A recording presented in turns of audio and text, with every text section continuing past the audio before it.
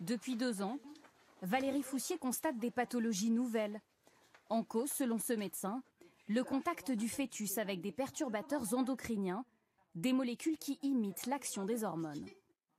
Chez les petites filles, si elles sont en contact avec l'hormone féminine avant l'heure, elles vont développer des seins avant l'heure. C'est ce qu'on peut appeler puberté précoce.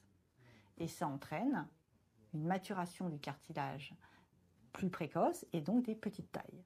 Donc faire attention à ce que vous mangez, donc ce que vous mettez dans votre frigo, faire attention à ce que vous achetez pour les produits ménagers pour laver votre environnement. Des toxiques également suspectés dans des cas d'obésité, de cancer ou d'infertilité, mais omniprésents dans notre quotidien, même chez ce médecin hyper vigilant. Les phtalates dans les plastiques, dans la chambre les PVC présents dans les tissus et des conservateurs décriés dans la plupart des produits d'hygiène. En regardant de plus près, on constate qu'il y a du méthoxyprocinamal, qui est aussi connu comme un perturbateur endocrinien. Il faut vraiment tous les traquer.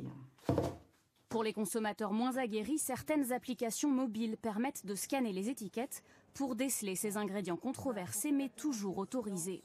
Car la grande difficulté pour les chercheurs, c'est de prouver le lien entre certaines pathologies et les perturbateurs endocriniens. On n'a pas la démonstration absolue que une substance est un perturbateur endocrinien avéré. Donc on va se contenter de la classer dans les perturbateurs endocriniens suspectés. Et néanmoins, par mesure de précaution, on peut avoir envie de réglementer.